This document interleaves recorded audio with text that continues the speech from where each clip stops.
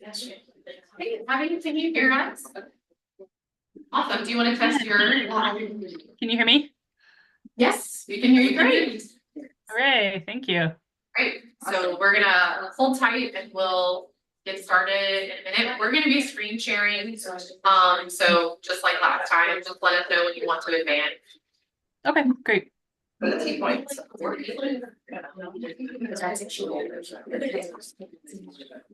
Is someone you want me to just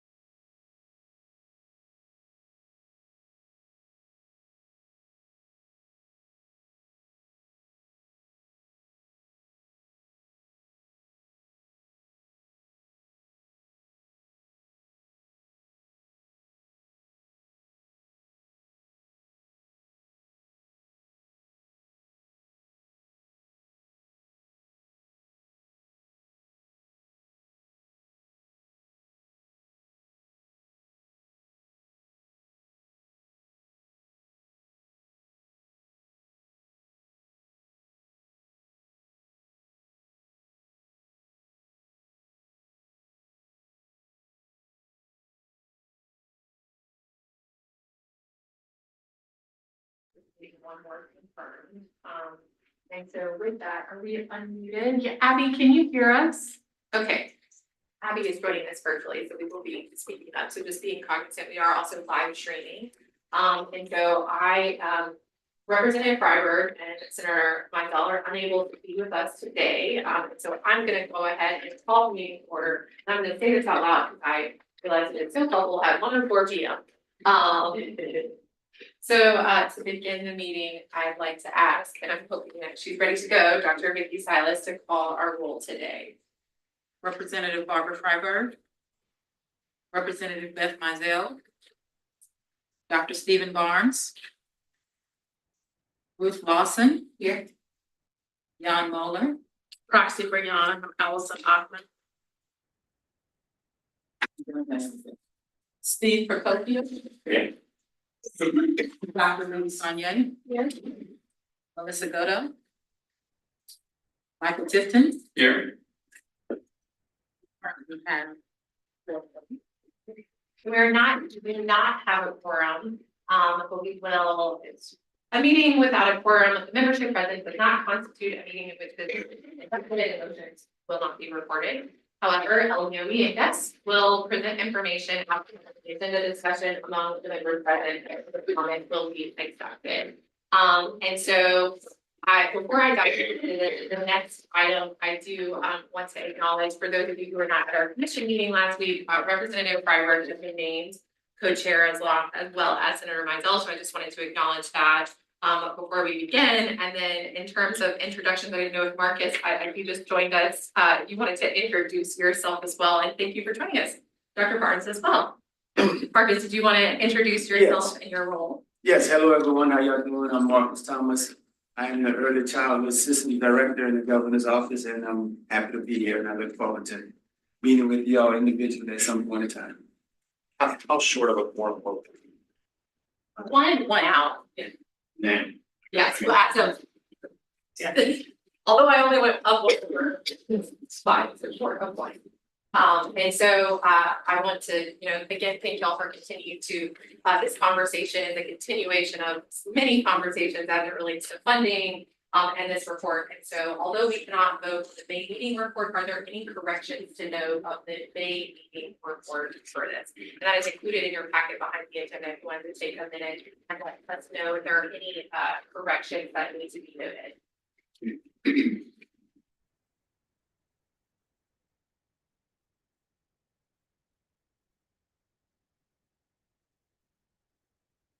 If there are no corrections to be noted, we'll move on. Today, we're going to be structuring this very similar to our May meeting from the perspective of we're going to be talking about the commission report, and then we're going to be talking about the funding design principles for early childhood care and education.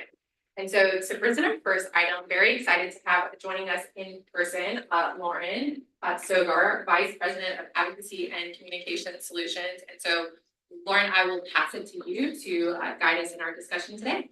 Awesome, thank you. Hi, it's nice to actually meet you all in person after 5 or 6 years of working on this report with you. So welcome, welcome to this awesome conversation. Thank you for having me. I'm in from Cleveland, Ohio. So came all the way down south to see you all. Excited to be here. So we're gonna spend about the next little over an hour talking about the commission report. So just, actually, just, yes, oh, well, it was like, that's okay, I don't think we need that. As long as it works. Yes. So folks who were here at the commission meeting last week, these couple first slides will look very familiar. We were just reminding ourselves what the purpose of this report is and what the legislative requirement is, which is this is a report that provides the task force findings and recommendations to various state level entities in the early care education space. That has remained consistent. We've talked in the past, I think we talked about this actually at the May meeting, a little bit about who our target audiences are for this report. So of course, because it is also in the law, the policymakers are that primary audience, but we really do want to think about how we can use this report with advocates and even with the general public to raise awareness and understanding of the importance of ECE and the importance of funding it. Not the right, okay. So when we talked back in May, there was a few things we heard from you all. We've also heard this pretty consistently over the last few cycles of this report. That it's really important to emphasize the economic case for investing in ECE, that particularly for more conservative policymakers, that is an especially important point. That we should try to include quotes from various different audiences in the report. That the narrative is important, so as much as we want to make sure we keep this short and sweet and have it very visual, we do need to put a little bit of context around what we're asking for as we're explaining particularly those recommendations that go into the report.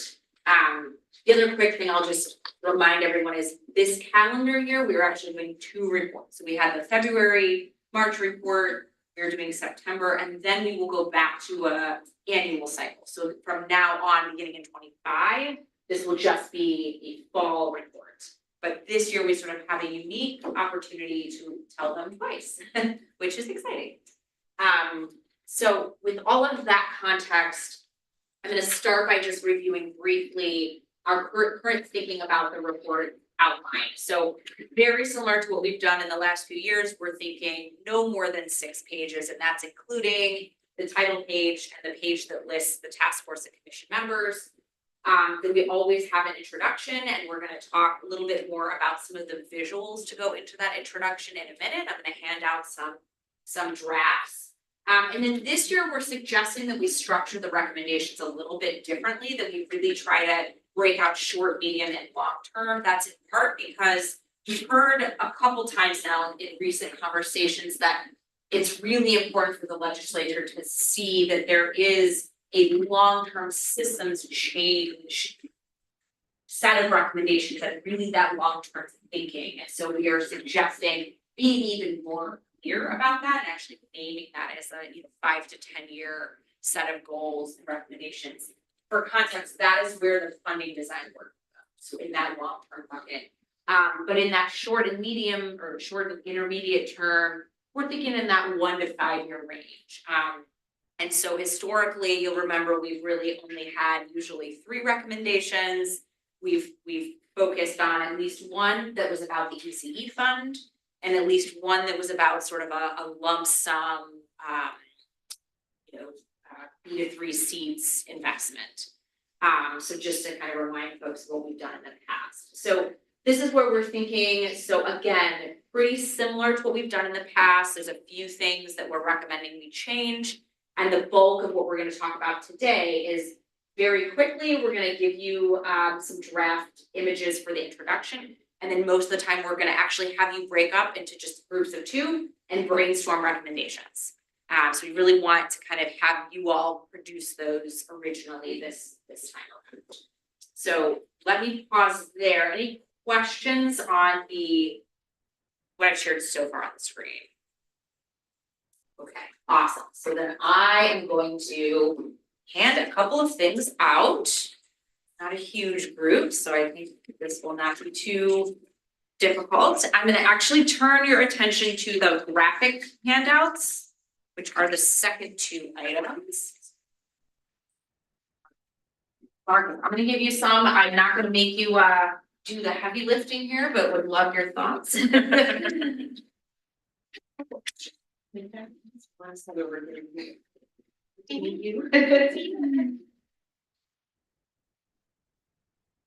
So here is what I want you to do first. I want you to turn to those visuals, and I want to give a little bit of context as to what you're looking at. So, sorry, let me finish handing them out. I got too excited.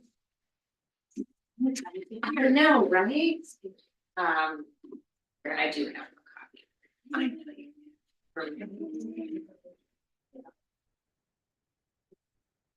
We can go around here. Okay, so you've got 3 visuals in your hand. I'm gonna start you with the one that has the 2 kids running. Okay. So this here is meant to help us, and by the way, in the report they will be smaller than this, but it's hard to see, so they are huge on your page. This one is really meant to help convey the collective vision for early care and education in the state. We've not actually put that in this report in a long time. So sort of reminding folks, what are we even trying to do here? We're really trying to make sure we've got access and quality. But those are really jargony terms. So in real life, what does that actually look like in the experience of, of our system? In a strong system, kids are thriving. We know we've got quality, we know we've got accessibility, and this is sort of giving you the definitions of what that looks like. So that is, in our mind, what we would start our report with. Again, there will be words that explain these things running next to it, but this would be sort of the first graphic at the top of the introduction to help be clear about what is our North Star. I'm gonna have you all engage with them in just a minute, but I'm gonna have you go ahead and turn over that page and you will see a page that has 5 little icons on it and some more words. This is really the who and the why. So who benefits from quality ECE and in what ways? This is trying to get at the request we've heard from task force and commission to, yes, emphasize economic impact, but don't forget to get at some of the human aspects of this too. So here we've really laid out for these specific 5 audiences why this matters. And we've got that 1.2 billion ROI for the our state. That comes from the graphic that you may recall we've had the last few years that Dr. Bustamante put together. That was, if we invest at the scale we've asked for, it's a 1.2 billion positive ROI in a decade. We'll have a footnote. So that's the thinking on that second graphic. And then the third, which is the funding stream funnel shape, is a little bit more complex. It's going to need some more words around it. But the idea here is that we continue to hear, we want to convey that there is a gap in what money we have and what money we need. We want to convey that it's a mess, right? That funding ECE is complicated, that there are lots of different payors. And the biggest one is our families. So we've heard a myth, that the federal government money is just this huge windfall, and so why do we need to do anything else? It's not.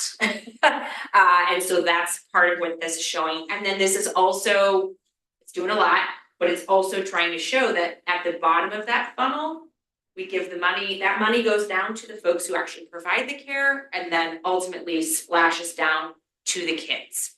And at the end of the day, not enough kids actually have access to quality services. So there's money, it's not enough money, it's not getting to everybody.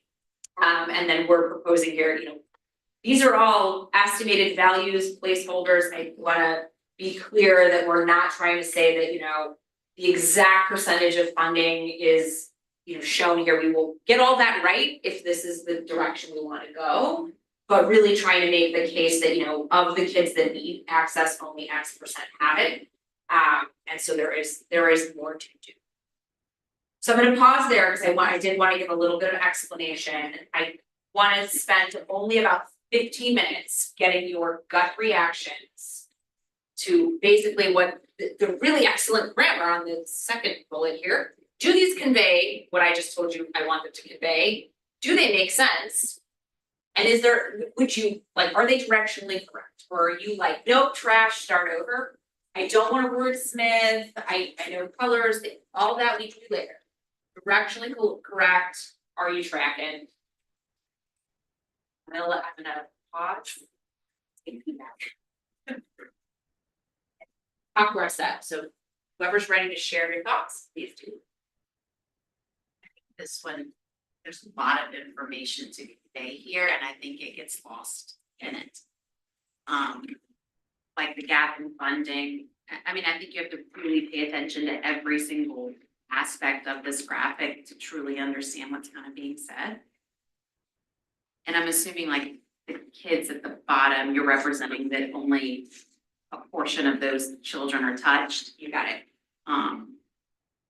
There's so much to convey in that one graphic. I understand it's hard to make, but I think it kind of gets lost on everything we're trying to convey. I didn't know what this part about, that was just my initial reaction. So my gut reaction is, I love the idea of what's trying to get done here. I might steal some version of this for some other form. The idea they have multiple funding streams is hard to get to. Yeah. So I actually love that part. There might be some technical difficulties in how it's interpreted. I will say probably the biggest issue is at the end of the day, you have like a giant flood that are underneath. I'm like, that's probably not what you're going for, but you know, in Louisiana, that's probably a bigger deal Fair. than Cleveland. So Yep. so that's like, maybe that has to be done a little bit different. But the idea, I mean, I get it. It might be a little bit harder for other people, but maybe you have the funding, you know, streams flow into a pool and the pool is a pie chart. It gives you a rough approximation of what those things are. You know, I don't know. But I'm a nerd, so I know what you're getting. I still think that the blues are too close. Yeah, we tried, but I agree with you. On screen, it's funny, on screen it looks better, but it's really hard on paper. So I hear you. What else? Allison, what do you think? I think that a lot of work and very deliberate work went into this, and I appreciate you bringing this forward. I do think this flooding is triggering in the state. Yeah, that's for fair. people, so they're wondering what you're trying to communicate. Yep. And while, like I said, this was very deliberate before a state where flooding is a traumatic thing, it's real. It may be, they may forget what you're trying to communicate. Yep. But a lot of work went into this, and I appreciate you presenting it. I think that's a great flag, different metaphor. Would a pie chart actually even be possible? Is there a rough estimate? Yeah, All the you- different sources? Yeah, I Go mean, to- yes, Okay, a pie, I think we could get close enough, we could do it estimated and say that it's estimated, but I believe, yes. We could do you mean of the actual funding sources? yeah, I'm just, in terms of the philanthropy, and this is really the one that I'm. Yeah, that would be the Most curious toughest about. one to get it right. See, I don't- Again, that's the hardest thing. We get to the state dollars, we get to federal approximation for that's not business. But I think you start with which business would be contributed to the ECCE fund. That's one figure. It's not the only figure. What else? I do like your idea of streams. I worry that there's like, this conveys kind of a draining to me. And I don't think we want to think of an investment as a drain.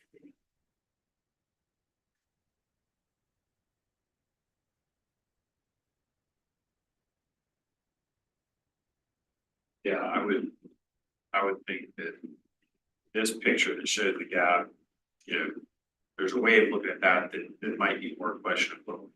This is a year of funding and it's now August, so we've got this much left anyway, but the idea that having, even if we stick with water, having, you know, a flow, it would be multiple faucets or something that are flowing into that bucket, and the bucket's not full yet, we don't have. That's an interesting point too, because like Abby with Acton, they have the bucket, you know, the watering cans. That they've been using for the different funding streams. I mean, you could almost turn it upside down, right? It's like all the Right. stuff's going in here, but there's still a gap. I mean, you Yeah. have to still, there wouldn't be the air at the bottom, but yeah, something like that. Michael, what do you think?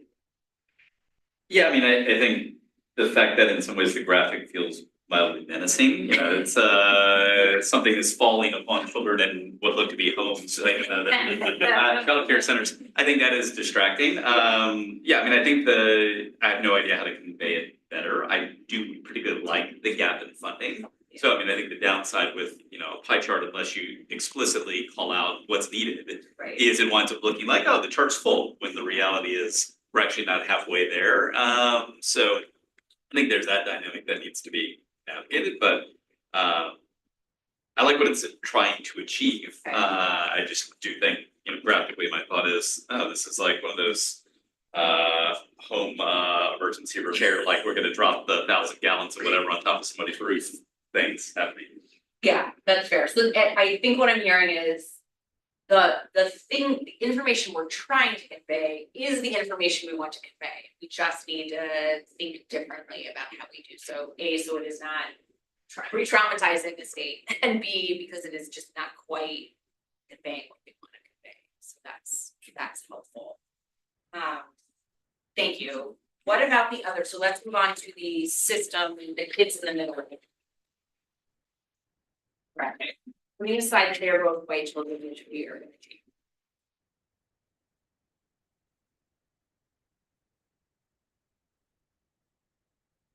Color to kind of just tie them together, the visual of the, you know, the whole picture.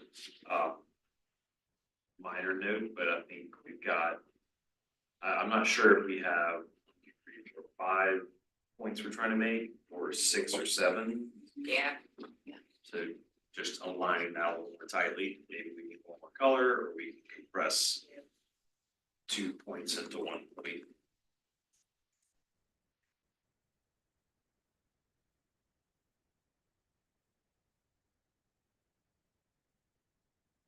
I generally like it, although my feeling is, you know, to the point of the colors, the black and white don't pop as much. Your eyes don't go there initially, so they sort of bounce around following the color, which then makes you not read the detail, which is kind of the point. But I think the information there is largely good. I think there's an opportunity to wordsmith, make some things even punchier, but I think they're the right points. Assuming the black and white graphics either fit into the high quality or the accessible. Like, are they supposed to fit into those buckets? Like, I don't know if there's a way to kind of better align the. Yeah, yes, the idea was like, I think what he was trying to do was actually get the, Oh, I see, like the yeah, colors pointing to the. right, but it's a little unclear, so I think we could play with that and maybe even pull the color in on those. Want each of make some them way. uniform to. Like, whether these they're are this accessible. bucket, Yeah. these are this bucket, yeah, that would.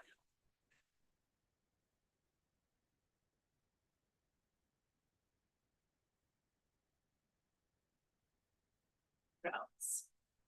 I like the look of it. I know we don't want to get into wordsmithing, Yeah. but some things are very repetitive. Yep.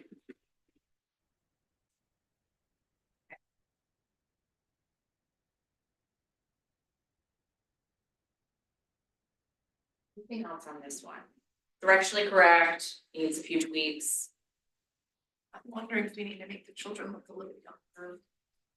That's because it's 0 and 3, Yeah. yeah. That's new.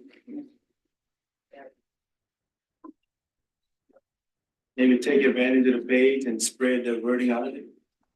Kind of clear. Yeah, the problem is it's actually gonna appear like in part of a page.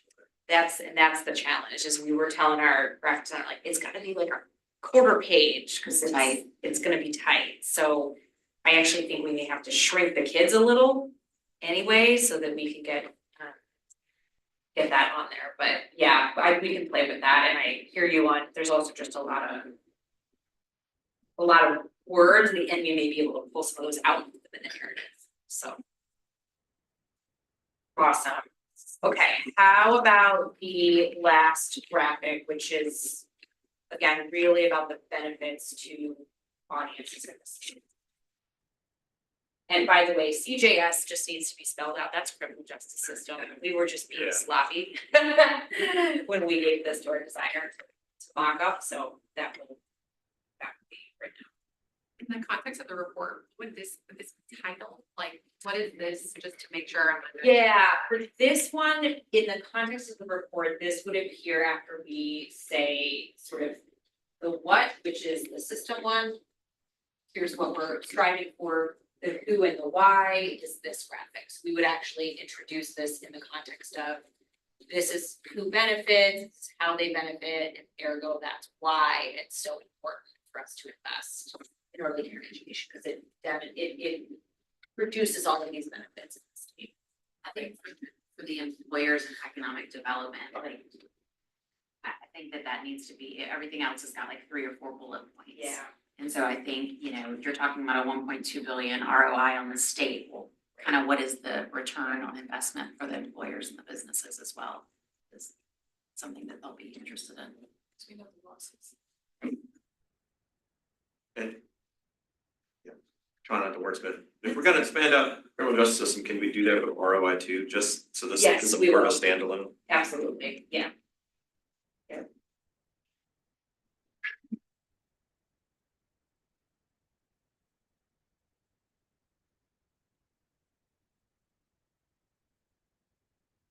In addition to the note about expanding out the data on employers' economic development, it strikes me that the argument of stable, reliable workforce is both a today and a tomorrow argument. Yes. I think today is what people care about, but it's obviously the setup to 20 years down the road, stability. Current and future workforce, like it's both, yeah. And I really think that between the state benefits and the employers and economic, like I feel like those are so related to, Yes, you they know, I are. think you could pull from the state bullet points and expand on the employers. I think to Michael's point about like. It's really hard for our elections to think.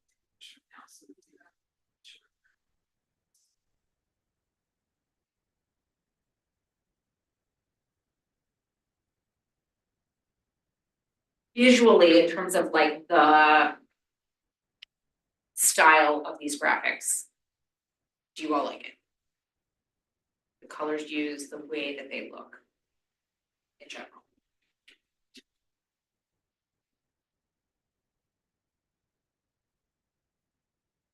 Considering it's a report about kids, childcare, no, it seems really on. Okay. Yeah. It was all like severe dark Yeah. blue. Yeah, besides drowning the kids. It's not drowning kids. In the house. We fixed that. Yeah, I mean, to me, it seems appropriate. It's great. Okay. Awesome. Anything else on the graphics before we move into recommendations? One other comment about this one is, Yeah. you know, we got, 5 concepts that are just floating alongside one another, and it does seem like they're connected to each other in some way. Yeah. So I was gonna do the visual layout to bring them together a little better. To me, that our state seems like a natural kind of envelope for all of it. Maybe that's in the middle with some lines just showing how they are all kind of connected to each other. Mhm. It's like those things that are under our state could actually go under the economic That's development. it, yeah. That was the hardest thing, was to, like, how do you bucket them? I love the idea of maybe it's the state is the biggest bucket, right? Everything else is within that, so we can think about that. So then if that's in the middle, and we're not gonna get into colors, but with the whatever color the state is could be a flow through of these other colors with RGBs, just to make sure it's in the right tone. So it shows us, they're all going into. Right, Right, you could also, if you wanted to tie them together, like something similar, like you see how the colors are outflowing from the Yes. kids, I don't know if it's outflowing from the state. right. I do think to Stephen's point, if our state is either the bucket or the center, it strikes me that all of these things are interrelated to each other, they feed into each other, so there's sort of a cyclical or an interconnectedness that I think if you just do sort of arrows, it implies this leads to that versus everything leads to everything else. I don't want to overcomplicate it, but. Show the reciprocity.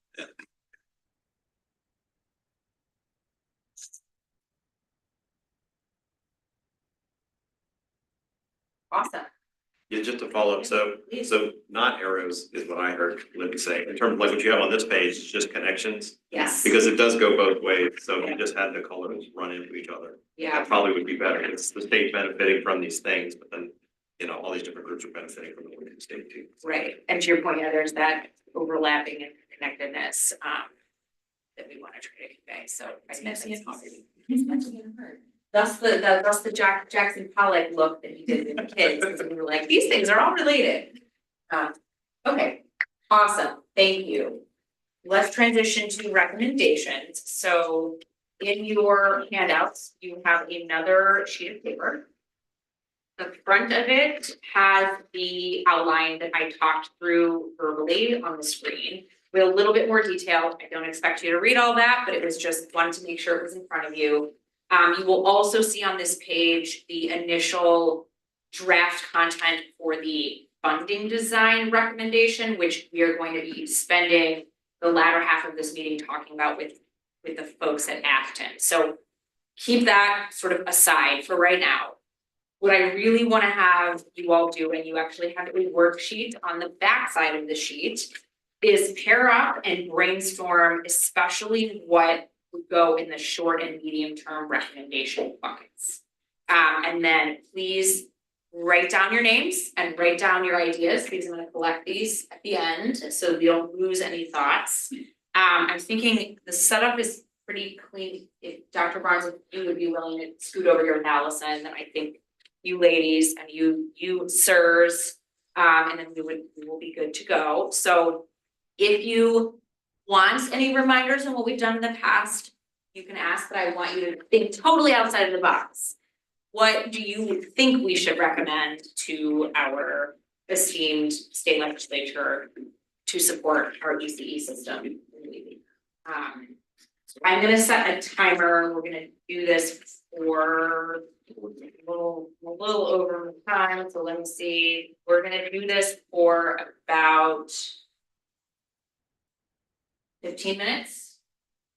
20 minutes, I'm gonna do 20 minutes, and then we will come back together and debrief on what all you came up with. So let's go for it. Thank you. I will remind everybody, I'll do all a 10-minute warning. Oh, yes, right. That's. Hey, are you? Good, all right. Michael did.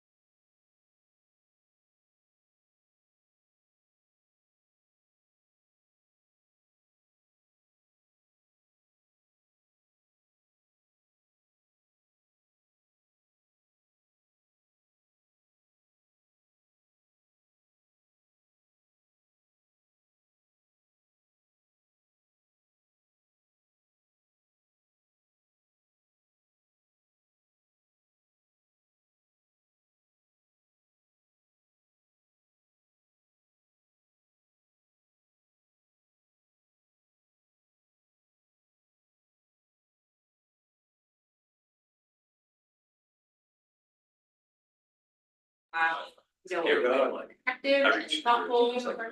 Please, yeah, I love volunteer. Yes, okay, so Allison and Dr. Jones are gonna go first. What you got? Well, Well, we talked about it. Great. I know everyone was talking, it's great. so we're going first and part of the step out, a little bit of two Oh, I fifteen, apologies to the group. see. And I think that what we have written is likely, my hunch is it's likely to sound somewhat consistent with what we hear from some other groups, in a few cases at least. But we stopped short on fine detail, in part because there may be other people out here who have that fine detail that we would talk, but. Looking at short-term recommendations, the two things that we flagged there were restoring recurring state general fund support for CCAP to fiscal year 23 levels. And with regard to funds to match local initiatives, additional investments, both to ensure that current and planned local initiatives with cap matching funds, as well as potentially, arriving at a larger number that would also ensure that there's a signal to other local organizations that there will be support for future growth. Those were the two things we came up with short term. Medium term, we were actually starting to talk about funding formula and then realized that that had been listed here as a long-term thing. And I guess, there could be some 1.0 version of that comes sooner than a long-term, fully developed and robust funding formula. But I think as we talked through that, we also kind of came back to this idea that there is a lot of work to be done to build local capacity and draw more local led initiatives into the system. So that may be the more appropriate bridge to taking the small number of locally led initiatives that are getting state matching today, growing that ecosystem, growing the level of engagement and participation throughout the state as a medium-term priority before we get to that funding formula, because maybe we shouldn't have the scale to be talking about funding formula outside of something that might just be a reimagined way of managing the CCAP program. You can call it a funding formula, but something that looks more like we're talking about specific dollars going to local areas, especially if there's a match component.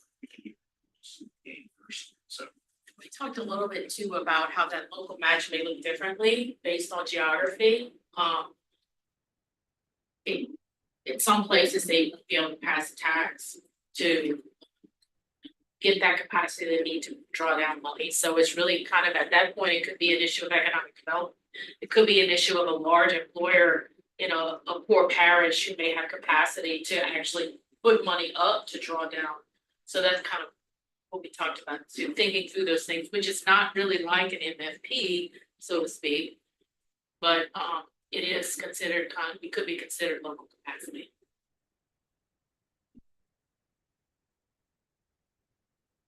And anything else on the long term? One thing I said, and again, I'm a proxy, and y'all may never see me again. Is one thing that Dr. Barnes was able to help me understand is like right now, federal funds is not laying out, federal funds is the meat. And should a long-term goal be about federal funds being to the lanyard or being something to smooth out or to identify gaps and help smooth out gaps? Now, again, I've never been to this meeting before, but that's a thought I had.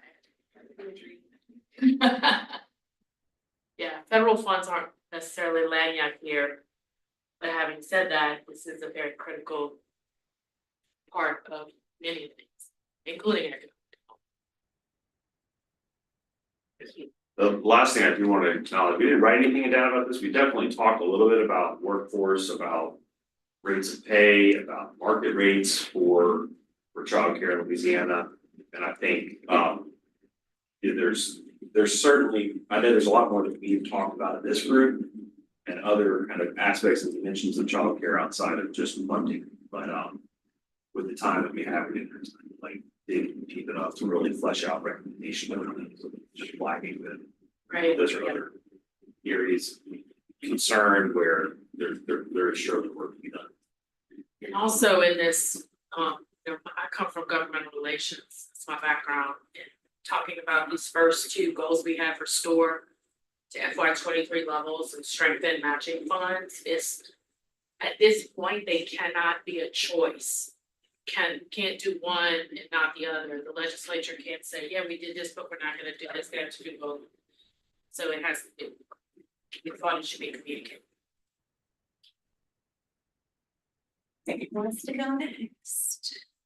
So, to follow up with what the other group said too, is really about protecting the current state of funding, but ideally to go back to at least FY 23.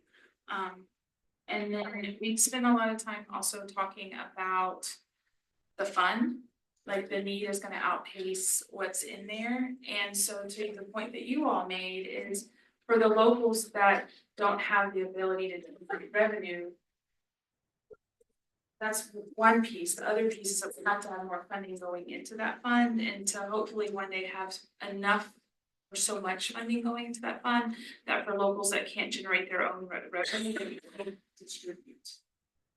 That may be part of the funding formula down the line. We also spent time talking about like for the short-term goal, ensuring that economic and development messaging is being disseminated through places like LED and workforce, local chambers and local economic development agencies.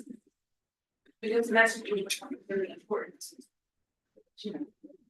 Yeah, I would just, I think we're really missing, like even at the local government level and a lot of the economic development, kind of talk, at least, in Jefferson Parish, and that's just who I'm gonna speak to, but, they're missing the education piece on how does this affect the workforce? Like, we say it a lot, but like what, I don't think that they're able to fully communicate that because they're not as educated on it, to their businesses, whether the businesses are gonna support it or the philanthropies, or how does it support our workforce? And I think just making sure that the correct message is disseminated and understood by some of those partners, LED all the way down to like your local economic development agencies is really important. Because I don't think, even at the superiors level where we've contributed to the local match, I hear all the time from a lot of our council members is like, why are we getting involved in this? This is really a function of this other agency. They should be doing it. And so making sure that they understand the full benefit to the entire community, is broad, and I just think the correct message needs to be sent to them. And then we really kind of grappled with like some of the short-term and medium goals are also long-term goals. And so, what's if we think about like the medium-term goal, like what's the role of business in here? Because if you look at the graphic, a disproportionate of the burden really is families. And so how do we spread that across business, industry, government, and families? In a sense, and then obviously the long-term piece, as Stephen and they spoke about, was the funding formulary, but that's gonna take us years to get to a sweet spot with that. Like what, and I don't have the answers obviously, but like what is the medium term as we talk about funding formulary? What does it look like? How do we have all these different sources and how do we distribute those in a way that with weights and all of the things that we've talked about in the fund? I think one more thing we kind of talked about and also didn't really have an answer, but identified problem is like, with that match fund is, at some point, if we're not able to if the state match is not able to be made for the locals, like are we disincentivizing the local, are they gonna take those funds elsewhere and put them towards another project because they're not gonna receive the state, one-to-one match, and how do we kind of protect that and make sure that they keep contributing? We've talked about that, I think, in every report. Like, yo, red flag, you're gonna really alienate. Yeah. And like people you said, that disincentivize, yeah. Anything else on those three?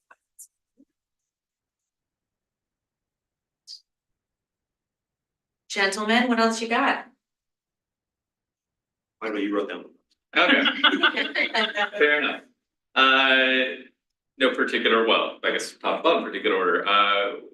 One of the things that was noted is what Marcus noted is putting the visual up front to sort of outline this is the context, we need the funding, et cetera. So making that, not so much buried, but a visual that somebody takes away to begin with. In terms of short-term recommendations, I think our thoughts were basically no cuts. And so, how you frame that, we had some thoughts, but second would then be protecting the ECE fund for what we just talked about. You don't want to disincentivize people. There was some talk about rating that, using that in different ways, et cetera. And so if you break that promise, then it's trust that's not easily earned back.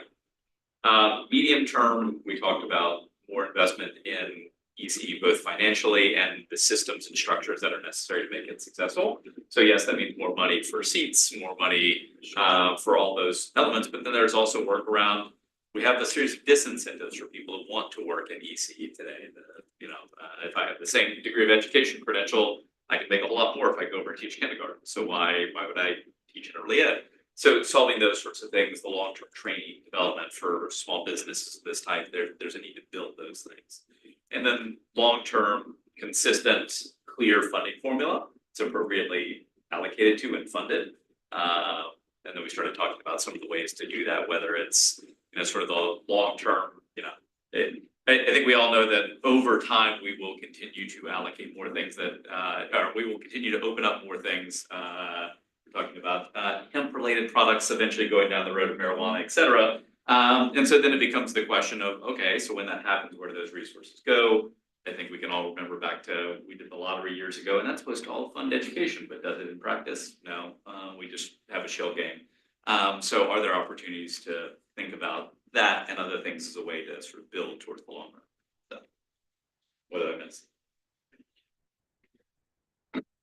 Yeah, no, I think you got pretty much all. And then we also had, a discussion about, working in the message and making sure we have the right messengers and educating people. I think that was very similar to what was said in other groups.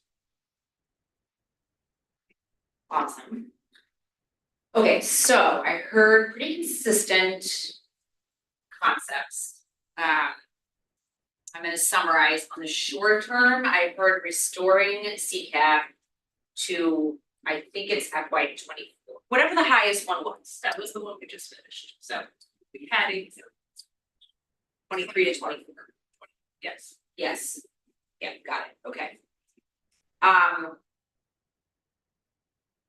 That was one.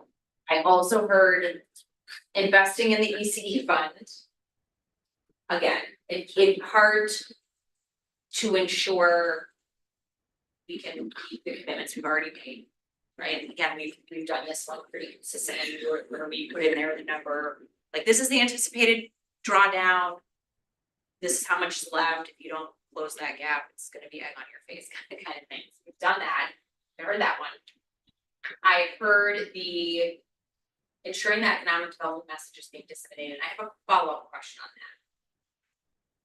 that. Is that in the purview of the legislature? And or, because I'm thinking very much Ready Start Networks as a place where a lot of that work lives, like let's engage business, let's make sure they know why this is important. I think it's the messenger piece, Okay. and so if, our LED just reorganized and there's been a lot of work around that. There's certain things like any of us in this room could say and people would listen to, and there's certain things that people aren't gonna listen to. So if you really talk about the economic benefit and the workforce issues around access to childcare, it comes very different from Ruth Lawson, from Jefferson Chamber. Yeah. Or Michael Hecht from New Orleans Inc., or Will Green from Lobby than it is from other people. So maybe it's something around, as I'm hearing you, it's like being the champions, like we need the people who are reading this, those decision makers, those people in positions of power to themselves be champions and to go out and make sure these messages are reaching the people we need to reach. That is within their purview because they're humans in positions of power. I think that is that what I'm hearing. It's more, it's not a marketing campaign, it's really like leverage your positions of power. Yeah, I think like, I don't, it's in a bad way, but like the Department of Education or Ready Start Network has a very totally different audience than we do. And so, and speaks differently, you know, like someone from a business organization or an economic development organization is gonna speak, you know, like DOE or Ready Start, they know the education talk and I don't pretend to know that. But, you know, someone from an economic development organization can speak to the economic consequences or advantages of businesses participating. I mean, I'll give you an example in our own org. If we're talking about little people, I'm usually the one that's gonna do that. Right. But if we're gonna talk heavy business and use the vocabulary that needs to be Right. used, probably Candace from our team. Because she comes from business industry and it's just like knowing it's the right message release. Like it. Okay, so that right there, those were our first three recommendations. I'm gonna recap again, restoring CCAP to FY 23-24 level. Investing immediately in the ECCE fund to make sure it matches what it's gonna draw down and being a champion. In the medium term bucket, I've heard a couple things and I wanna confirm a couple things. I heard maybe there is an intermediate fund design something, which I know I will let Abby get to in a minute, but I'm tracking that. I heard the building the local capacity more broadly. So this, it sounds like is more about, yeah, we wanna make sure that the match is there, but at the same time, in order to really ensure that our efforts to drive local revenue generation are effective, we need to help people do that. So in the past, we've had things in here like, basically like here are the things you can encourage locals to do to generate revenue on their own. So it sounds like it's something similar to that ASCII voting. I heard the more financial investment in systems and structures, and this is where my question is. Historically, we have had a lump ask in this report that was invest $100 million this year and X additional million every year for the next decade.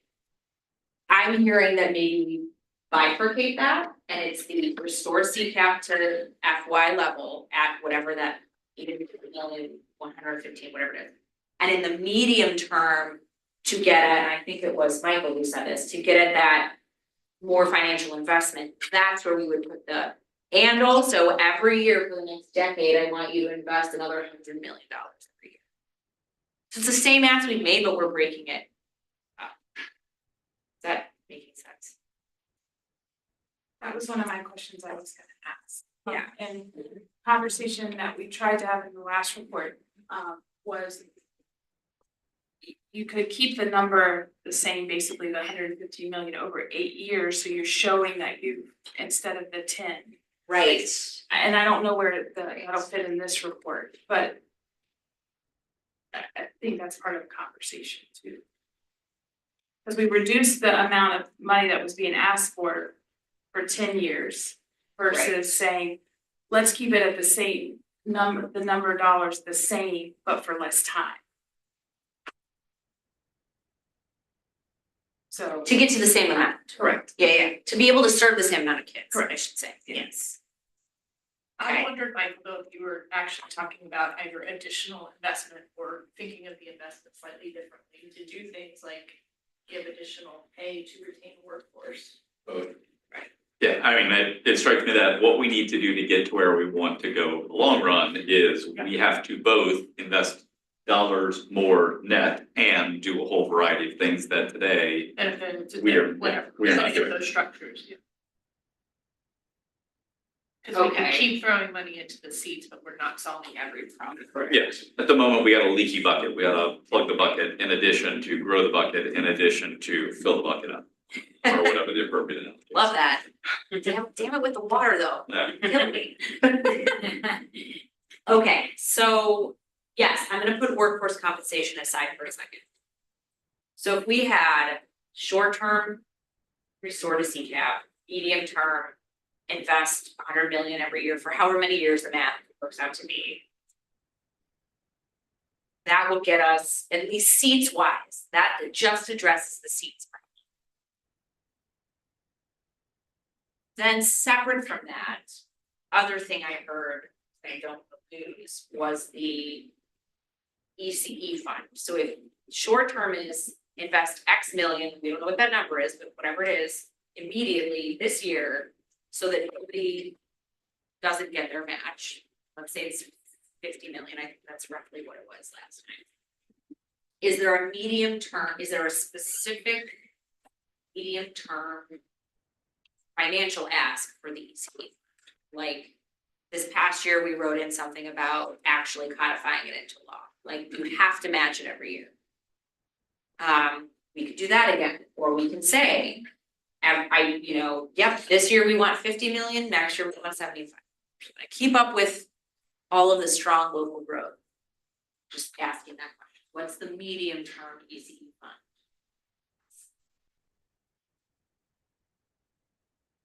I mean, my sense is what we said before is right, if this is, until we come up with a better funding model. Right. The funding model we've chosen today, and we've gotten some accolades for it, is to incentivize local investment, local taxes from philanthropy, from whoever else. We need to meet all of those obligations, and we need to have full faith and credit that we're always going to meet those obligations. So if that's put into the law, great. But if you promise that it's going to be an incentive until we change the game, we need to meet that incentive. I don't know if this is a good time to jump in or not, but I think one thing I heard as folks were going around that's relevant to the funding design piece is also thinking about how the ECE fund can meet the needs of parishes that don't have a lot of local capacity to contribute, which could look like having enough in the fund to basically have like leftover, right, that you could use for parishes, either a weighted match or some kind of like non-monetary match for parishes that just don't have the tax base. So that could also look like a medium term that bridges the gap toward the long-term funding design piece of having a way that this works across localities and across the state. Thank you, Abby, that was helpful. Okay.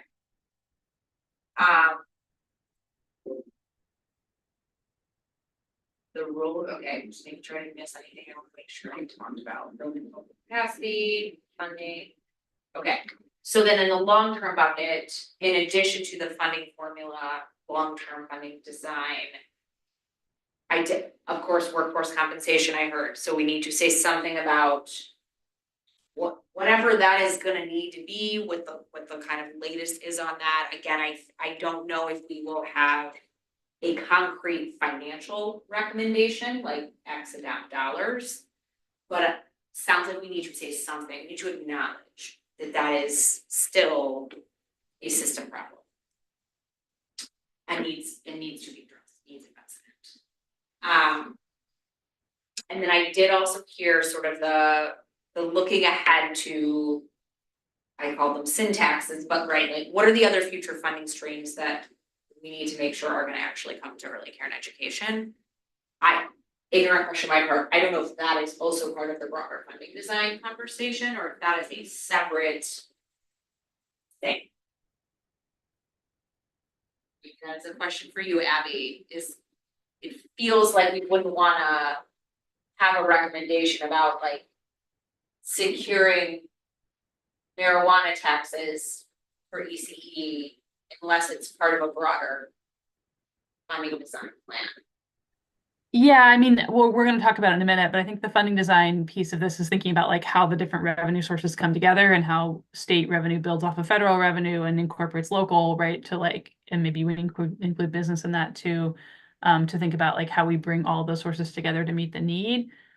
So yeah, I don't know that we have a recommendation unless this group thinks we should around like a specific dedicated tax. I think it's more about making that ongoing commitment to funding, to like the state building off of the federal contribution to close the gap. I think, yeah, the danger of like the dedicated tax thing we've seen with the EC fund is that sometimes it's just doesn't generate as much revenue as you think it will, right? As opposed to kind of the legislature making a broader commitment. But yeah, you all tell us if that sounds right, if you want to be more specific than that. Speaking about dedicated funding, because like there's some real opinions here about that space. Yes, so for the record, hard's again. But, you know, for the record, we lose almost every battle that we fight there. So I think it's probably too premature. That setting that aside, I think it's probably too premature to start talking and dedicating any particular sources of revenue. But like a broader statement that says, you know, as part of the funding formula, explore additional funding options. I think totally appropriate. Makes sense. And I don't usually shy away from itching because it made me itch, but like maybe like marijuana tax. Yeah, I would not suggest that one specifically, I would definitely throw it out. That'd be fun, let's go nuts, see what happens, we can do a little. Legalize marijuana, you don't want to fold that in? Yeah, right. We would be happy to try. Yeah. Okay, all right, so I'm gonna recap again real quick. In the short term bucket, restoring CCAP, immediate ECE fund investment to ensure the match. Championing, wow, that's a tough word. Being a champion for the economic development message and really getting that to more of the business-minded entities. Medium term bucket, codify the ECE fund match. Talk about how that could potentially function as a nice bridge to that funding design by also ensuring there's some equitable distribution of funds across the state. Investing X million additional every year over X years. Building local capacity. And then maybe a fund design 1.0, TBD. And the long-term workforce compensation and funding design 2.0, the full thing. I would say that we can't really wait for 6 to 10 years on the compensation side, but that probably needs to be an intermediary medium as well. Okay.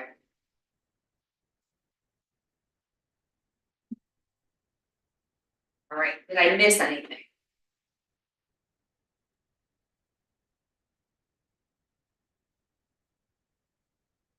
I heard some really helpful sort of sub bullets here, points to make as we make the case for these things.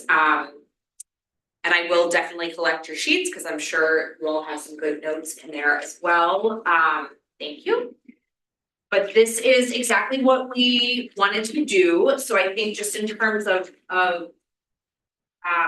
next steps on the report, and I'm gonna hand it over to Abby. We are, deep in creating this thing, so we're gonna be writing for the next month, and we're gonna be refining those graphics. We'll be able to share something with you all well in advance of the commission meetings. We really want to get this done by the end, as much as possible by the end of August, because then it goes into final review and design. So thank you. This is exactly the feedback that we needed. One other ask I will make. You got a note from Karen, I believe, I think twice now, asking for you to populate a sheet with quotes. If we want quotes in this report, you have to help us get them. We don't know the people that are going to be able to speak, particularly on the business, that economic impact side. So please, we will resend that again, so it's from top of mind, but we created a Google sheet. You can just put in what they say, and you can write your own stuff and just get them to approve it. That is actually what I would recommend. You draft what you want them to say and then make sure they're cool with it. But it's got in there, the kinds of things we're looking for, the quote, the attribution. So please try to populate some of that. So we have a few things to put in. So we do want to get those in. So that was my final ask. Anything, ladies, that you want to add? All right, Abby, I will turn it over to you. Thank you. Great, thank you, Lauren. And thanks for letting me kind of listen in and butt in on the recommendations conversation. I think the more we can have these things tied together and kind of everything rowing in the same direction, the more powerful it'll be. So I'm gonna go to the next slide here. Abby, I'm gonna turn it up just a little bit. Are y'all Great. able? I can try to talk louder. Does that help? I'm gonna just, we're gonna max well. All right.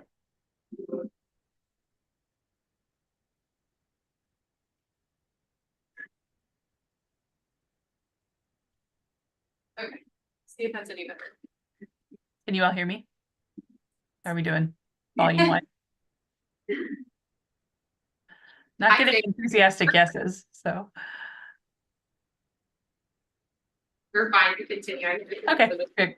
Now. Well, I'll dive in, and feel free to, if there's something you all need me to repeat or just put a hand up. So in terms of our agenda for this last 30 minutes or so, we'll do a quick review of kind of where we've been with this project. The main thing I want to talk about with this group is the funding design recommendations. And just so you all kind of know where this is headed. So Lauren is leading the development of the kind of legislative report that will include a high level version of these recommendations. And then we're also thinking about putting together like an issue brief that would be a kind of more in-depth exploration of funding design. Why is it important? What are we recommending? That would kind of go into greater detail. That would not be for like a general audience of people who were trying to convince that ECE is important. It would be more for people who are already invested in ECE but want to know more about this funding design concept. So we're thinking that would come out after the legislative report as a follow-up, but wanted to kind of be developing them together so that they're aligned. So just so you know, that's kind of where some of this detail would land. So just to kind of ground us in our charge, Act 83 added to the Commission's charge the part in bold here, which is a formula that can be used on an annual basis to determine the funding necessary to sustain and grow the early childhood care and education system and any necessary legal changes needed to implement such a formula. So we're not necessarily going to walk out of this part of the process with a formula that we can implement tomorrow. As we've surfaced, there's a lot of discussions and decisions to make that possible. But what we want to do is we want to make sure that we are moving in that direction by identifying the kind of medium-term and long-term recommendations that would be needed to create a formula like that. So what should it do? How should it be structured? Where should it follow the MFP? And where does it need to diverge from the MFP? How does it work on the existing ECE system and what would need to change? And this will sound familiar because we've been talking about it all year. This will be our 4th task force meeting where we've discussed this to talk about the goals, priorities, and recommendations for this formula. So just really grateful to you all for all the time that you've put into helping us develop this. Just to review our goals, we are working to develop a funding design that ensures access to high quality care and education and supports economic development in areas with the most need, distributes funding transparently, and improves quality, access, and sustainability by providing more stable resources for providers and the families that they serve. And our guiding principles, how we'll go about the work, to hold ourselves to these. I think today, particularly thinking about focus on the needs of families and providers and opportunity for economic development. How are we meeting that goal? And are there ways that we can be more transparent in our process and our recommendations as we kind of shape those? Just kind of orient ourselves. We started in October.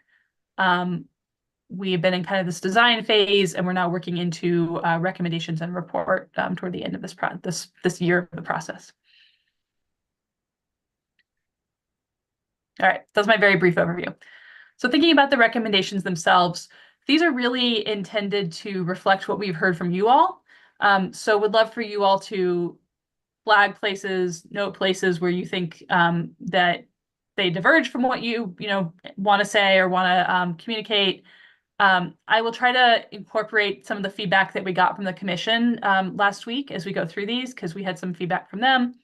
And the other thing is I'll ask you all to think about, to Lauren's point, like where in this are there places where we might want to make some of these like a medium-term recommendation that builds toward a longer-term recommendation? Like, are there places where you see that these could be kind of staggered in that way?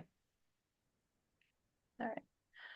So to remind us where we've been with this, we kind of started with this thought experiment of what would happen if we applied the structure of the MFP to early childhood.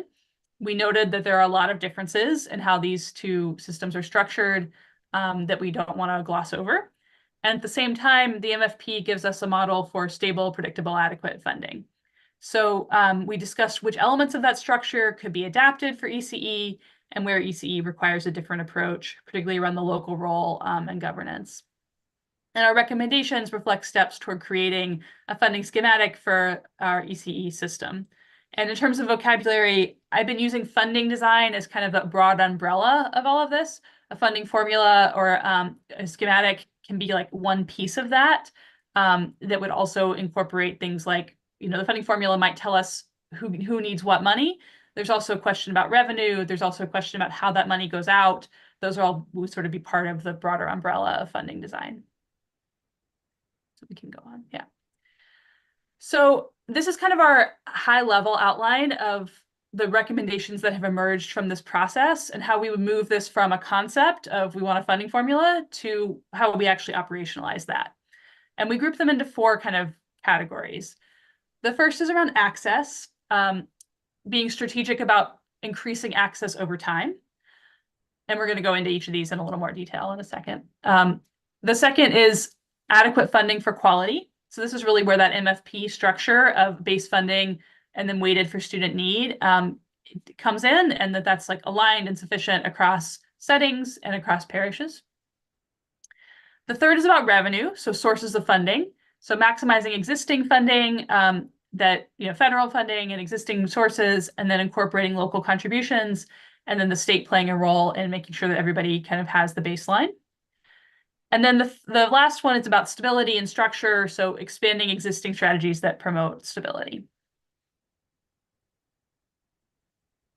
So taking our access priority first, who has access to ECE?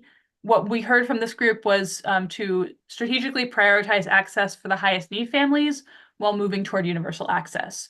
So a target of serving 60% of all children birth to 5 in the long term, prioritizing high poverty families in the short term, being strategic about gaps in access like childcare deserts. So those might require a different strategy in terms of providing funding up front to create slots, and then understanding the gaps in funding and slots at the parish level to be able to target those resources best and prioritize that over time.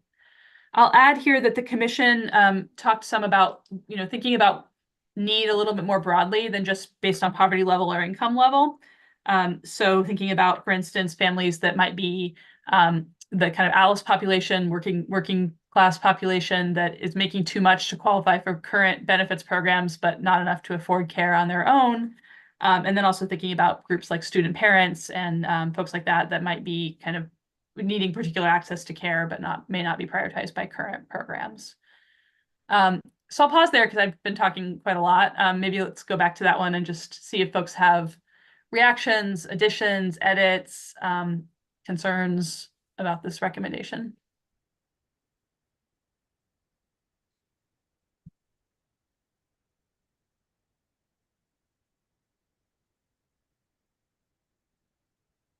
Thumbs up, this reflects what you all want to communicate. All right, I'm taking that as a yes. We can come back to it if things serve us for you as we go. The second recommendation is really kind of the core of the funding formula idea. So providing adequate and aligned funding across settings and parishes. So this is really where the MFP structure comes in. So following that structure, committing to a base amount per child that covers the true cost of quality. We heard from the commission group that they really want to focus on the cost modeling strategy that you all have been leaning into the last few years to ensure that that base amount really is sufficient and is tied to the cost of delivering care, building on the work that's been done to align CCAP rates more closely to the cost of care. Unlike K-12, we would want to differentiate this by the age of the child and the setting. So K-12, you get the same base amount, whether you're a second grader or a 10th grader.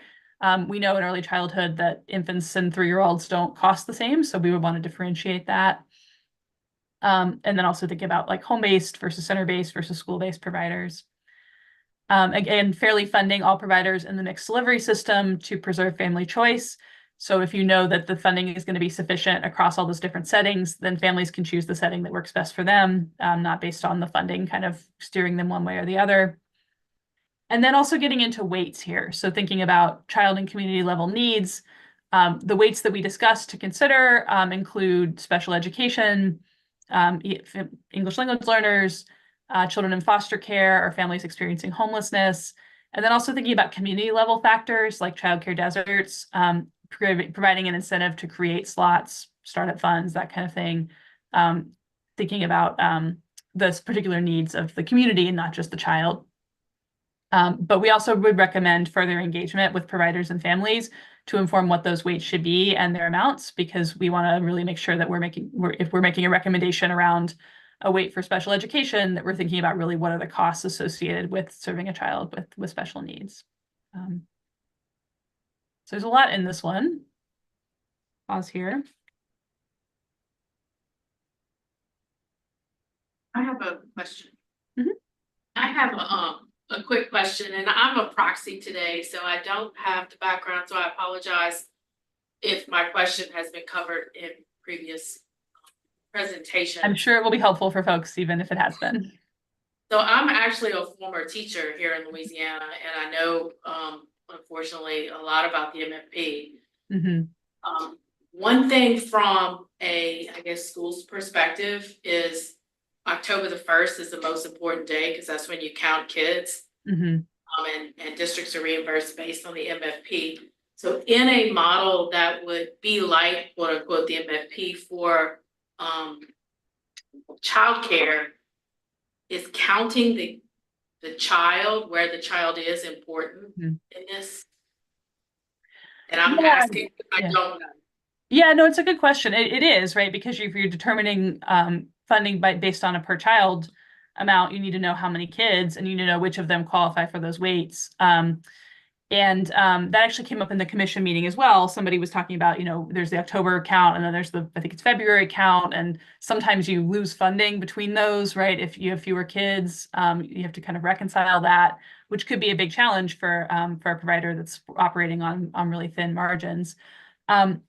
Yeah, I don't think we have a specific recommendation around the count at this stage, but I think I'm curious if this group has views on that.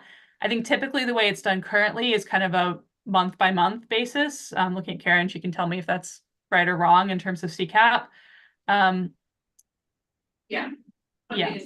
Or attendance, not attendance, funding is based on enrollment.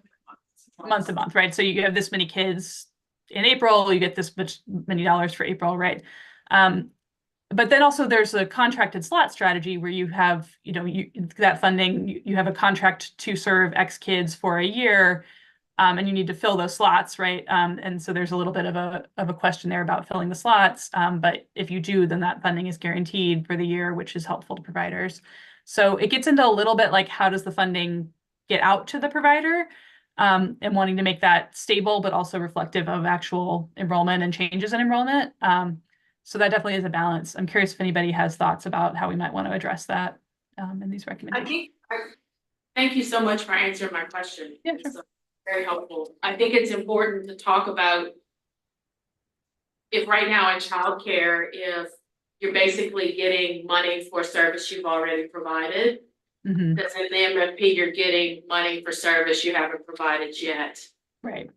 Which is what the February account is meant for, to reconcile whether or not that actually happened. I will say, just so you know, Allison, some of you may be familiar with that. Part of the system of how we're funding CCAP will be changing, and that final rule from the CCDF final rule says that we do have to make prospective payments. So in a way, start paying for the services in advance. Right. Yeah. I think it's and then right size it after. Oh no, that's okay. Thank you. I think it's so important to bring that out in any report about the MFP. It's just the basic fundamental differences, especially in the population, Yeah.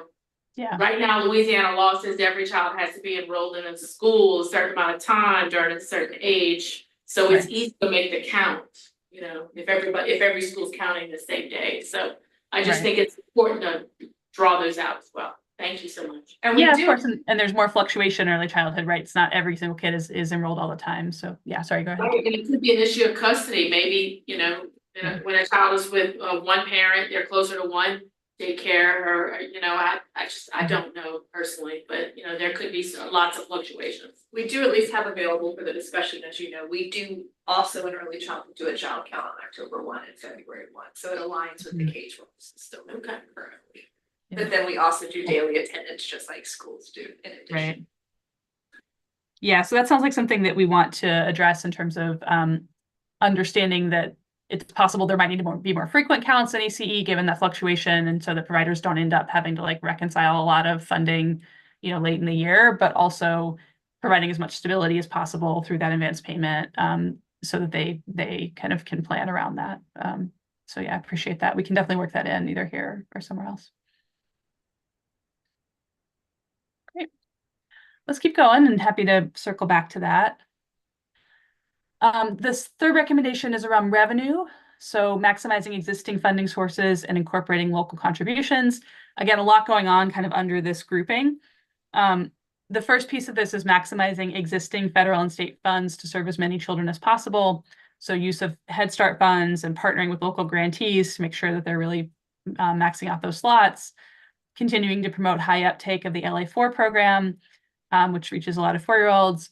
Using the federal CCDF funds for children who qualify, and aligning anything else that we do with those federal requirements so that we can make sure that those funds are incorporated into that system and can be tracked to eligible children. And then beyond that, knowing that the state is going to have to come in to provide kind of a foundation for the ECE system and to say we're going to meet this bar across the state. And then a recommendation here around local contribution coming out of our conversations is to really build on the matching fund structure and incentivize contributions from parishes that have the ability to contribute through the matching fund, while implementing additional state funding like a weighted match or an exemption from matching requirements for parishes with limited local ability to raise revenue. So that could look like the state coming in to fill a bigger gap for parishes that don't have that ability, and they do that in the MFP, right? That there's a formula within the MFP on how much local districts need to contribute. So one possible model for this is like Head Start has a local match requirement, and you can use like volunteer hours and parent involvement to kind of meet that match is one way that some Head Start grantees meet a match. Which is kind of an interesting model for, you know, is there a way to kind of have an in-kind contribution from those parishes that have less tax base, but maybe they you know can show their investment in a different way. So wanted to see if this reflects kind of the thinking. This is where I'd flagged earlier, possibly a medium-term kind of step would be to think about building off of that matching fund structure.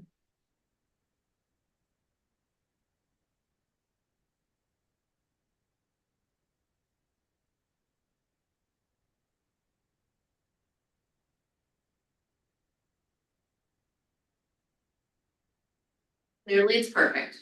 Amazing. Reflects what we've talked about at least.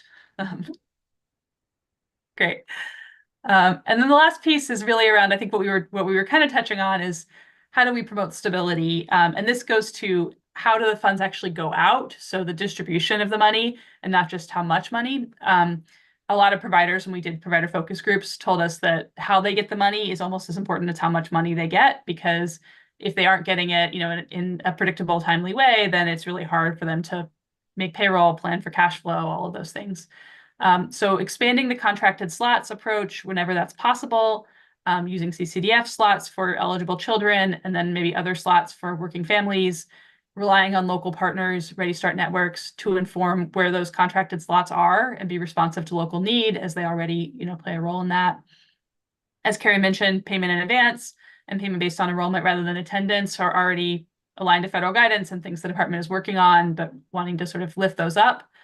And then I guess more generally, and maybe this is, I'm not sure, like Marissa and I were just talking about whether this goes under a different recommendation of its own, but just generally the concept of having a funding formula is, it promotes stability, right? Because you have the ongoing revenue, you don't need to be reauthorizing it every year. So that also allows the department to plan for those payments and those contracts in a more kind of reliable way.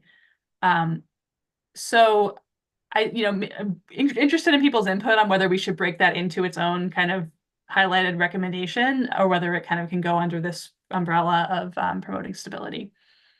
And this may also be where we would want to work in something about how children are counted that makes that predictable for providers.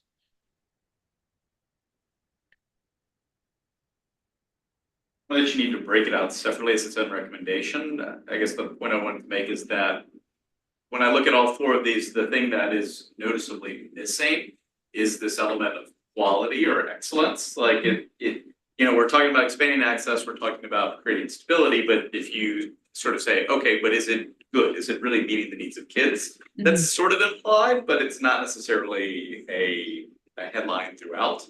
In a way, it's probably worthwhile to include that, because that is the intent, that is the implied intent, and yet it isn't explicit. Okay, yeah, I hear that.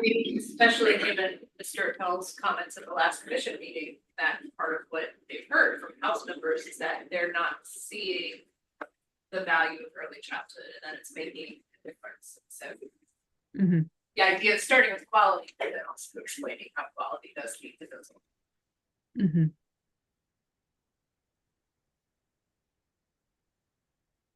Okay, so highlighting more, I think like there's several things going on in my brain about that, because there's a lot of stuff to celebrate in terms of quality in the work that Louisiana's done. Many programs are highly rated in terms of quality. There's a lot to highlight there. And then thinking about how that intersects with funding, it's, are we giving them adequate funding to sustain that? I'm curious how that, how you all would frame that, wanting to celebrate the work that's happening alongside the work, yeah. But in our system, public dollars are not gonna go to early learning center that's not part of the accountability system. So that's part of the quality measure too. And so I think Michael's right about just being more explicit about that. Would be important.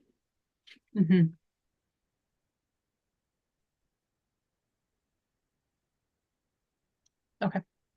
Is that something that you want to elevate more though in your recommendations for the more narrative portion that's separate? And so, I think, as you think about your short-term recommendation, it's having language to the mind of that aspect, as you say, restoring CCAP, acknowledging that, how do you add a sentence or two related to ensuring that they're aware of that participation. And that so many programs are highly rated in terms of quality. I think that's not necessarily, I don't know, you all know better than I would how common knowledge that is, but. I have a question as well. Yeah, please. So, again, proxy. In these recommendations, is there any language or any information about, I'm gonna say per pupil because, I'm from a K-12 background, but how that per child number is determined? Yeah, definitely. I think it's where we want to really build off of work that's happened in terms of modeling the cost of care and increasing rates to better reflect that cost of care. So the work that the state has done around cost modeling is a way to say, what does it really cost to serve an infant, a toddler, a preschool student, or in these different settings, right, in a center, in a home, at different levels of quality too. So thinking about, and that's another place to incorporate the quality piece of this.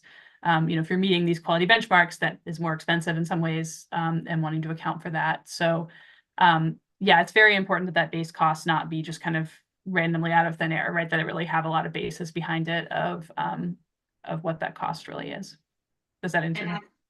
That definitely answers my question. Thank you. And I think it's also important, and maybe I'm wrong, but it's also important as policymakers and lawmakers want to move towards something like this, they need to understand that they can't just take the line item out of the state budget last fiscal year, divide it by all the kids and say that's our per pupil. Yeah. that part of these recommendations is to determine quality, that, you know, Mhm. count times weight or count plus weight times X, that X equals quality or whichever levels we want, Mhm.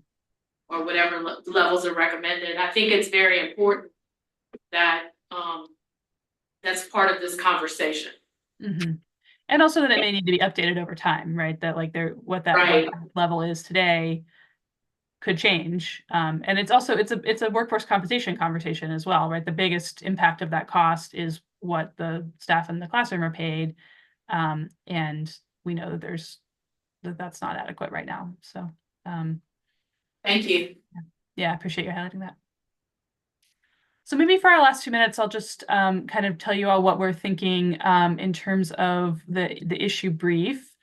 So this is kind of the structure, and this, the goal here is around 10 pages, maybe a little more, to go into greater depth on this without being totally overwhelming.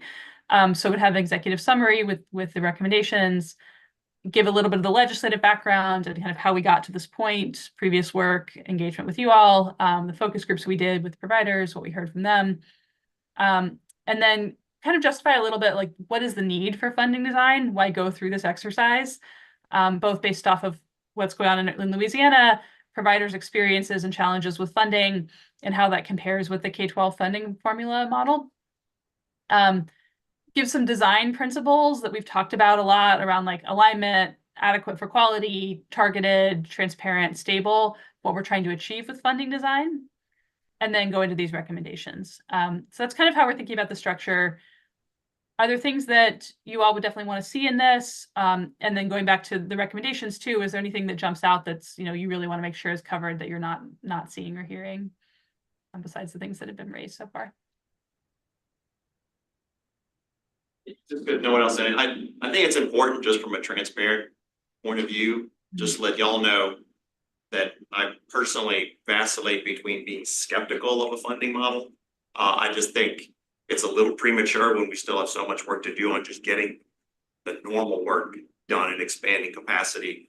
So I just think I'm a little concerned we're getting ahead of our skis. On the one side, and then on the worst side, I'm in some ways vastly between that and actually antagonistic. Like I don't like the core ideas like, hey, let's try to build an MFP for K-12. And I know y'all had a discussion on it, but it just brings me concern. So that being said, I think this whole thing is very important, and it's important to do the work on it, because working through all the traps and the details are going to set us instead. But I just want to let y'all know, it's not like I'm like openly, hey, this is the best thing ever, let's get behind and push it. I'm like, I need to see a lot more details before I'm convinced this is even a good idea. I don't want to derail the conversation and have a conversation about how good and bad it is. Right, Stephen, I think that's part of like having these conversations is Yeah. that if we are ever ready for something like that, what are those components and what are the things that we know that would be critically important? And not to say like this would ever be the end all be all, but nobody's having these conversations around the country at all about what is the potential to have. So No, in no way am I saying we shouldn't do this. no. I guess what I'm saying back to is I think the skepticism is right, because we don't. Yeah, and this is not like, you could not walk out of here and create a funding formula off of this report, right? Like this is sort of this is intended to be kind of, what are the steps you would want to take to move in that direction? I'm curious about when you say like, I'm really not sure the MFP is the right model for this, like what, are there particular things that jump out to you as concerns there? That we should be thinking about as we think about design, yeah. And some of it's already raised, and again, I don't really want to derail this at the end of the day, I just want to be honest. Yeah, 5 minutes, it's fine. Coming from, it's a whole separate structure. There are school districts that you work with for a funding formula, and the MFP came about because of trying to make sure there's, equity there. Not in like, hey, what's the best way to fund schools? Let's set up an MFP. It was more historic that moved that way. Yeah. That's not the structure that exists here. And I'm just like core things like who gets funded in this funding model. Right. It's like, and I did have the concern about quality. Yeah. And in the sense of like, the MFP does not fund quality, period. And when you create a big, and it's a different deal maybe because it's a constitutionally dedicated fund that the legislature couldn't do anything about if they wanted to. So you don't really have to prove quality at all. I mean, you kind of do, and we have a quality system, but it's irrelevant in terms of funding. So there's all kinds of issues I have with MFP form. Yeah. And I like MFP and I fight to make sure it doesn't get sent out and used for non-public uses. But this is a whole different thing. Like part of it is you have to have it where it's going to non-public uses.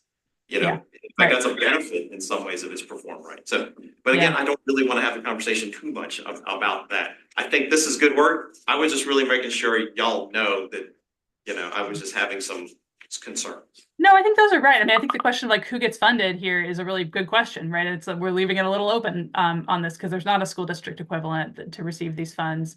And I think, you know, I think like teeing up those questions of like what would this ideally look like that might be different than how it looks in K-12 is a really productive use of time. And I think that's you know, doesn't have to derail this piece of the report, right? But we know this is not going to answer all those questions.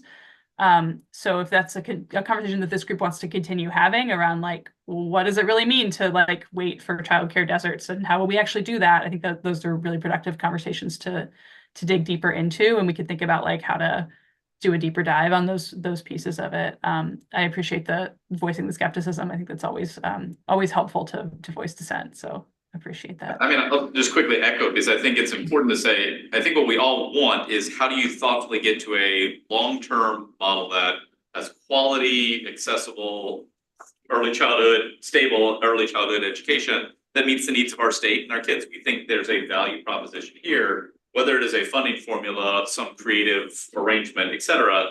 That's where I think we would like to get to. The MFP, for all of its faults, is the only model that seems to really be on the table that's anything better than just like, let's go to the legislature and pray for money, right? Or ask for money. And so it's, you know, it's the devil you know, but, you know, I think we probably create something better that more adequately meets our needs over the long run. Yeah, there's sort of a messaging exercise around like people know the MFP, so that gives them something to kind of hold on to in their head, but it doesn't necessarily mean that what we're creating has to look like the MFP. Yeah, I was going to say something else, but I've forgotten it. So I would just like to echo some of the things I've heard, but to me, it's almost a chicken egg thing because how are we going to incentivize people to actually open businesses to provide childcare or public entities to expand access to childcare if they don't know they're going to have a stable funding source to help them do it? So I just wonder if having a conversation about a funding source, stable funding source will incentivize people to do it. Again, I'm a proxy, but when I hear the comparison to the MFP, all these flags start waving in my head that people join the conversation that wouldn't have joined the conversation if you never would have said MFP in the first place and just called it a funding formula. You know, part of the MFP is that our state constitution requires school districts to have property tax to fund education, and MFP is there to smooth it all out to make sure that the legal requirements of equal access to education are there. But you know, that's just me and my brain. But if the funding formula is something that's going to incentivize people to provide the seats, I think that's an important conversation. So maybe one thing I'm hearing is to lean a little bit less in this conversation on the MFP as the model and more about like the idea of funding formula, funding design more generally, maybe looking the MFP in some cases for places that we can learn from it, but not necessarily like building around that structure as our primary tool. I also wanted to say, I think, you know, one way to think about this is all the money goes into one pot and goes out through the funnel, right? Like the graphic. But another way to think about this is that there's different funding streams doing different things, but that they're all kind of working together. And that could be another way to think about how we design this across the board. I'm time checking us. I know we're right at 3. And I know you're kind of towards the end if you're able. Yeah, I mean, this was basically a discussion I wanted to have, so I appreciate folks raising it. I don't feel like I need to cover any other content. But if there's other things that folks want to raise or give feedback on, I'm happy to stay on for a few minutes. I know you all need to close out. Yeah, sure.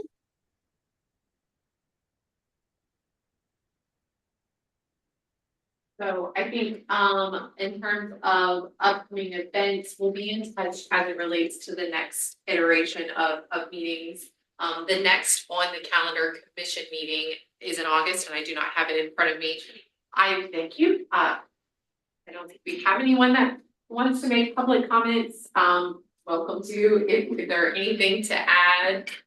So thank you all for taking the time to meet with us. This is not an official meeting, so I'm not gonna motion for adjournment, but thank you for your time and your engagement in our discussion today. I appreciate it. Thank you. So nice to meet you all in person finally, so thank you. Thank you, Lauren. Yes, thank you, Lauren and Abby, for joining us today and having our discussion. Thank you all so much for the time. And feel free to follow up by email if you have any other thoughts to add. All right, brother. Thanks, Abby. Take care. Thank you all. Thanks, Lauren. Thank you, Karen, Lynn. Thank you. Thanks, Abby.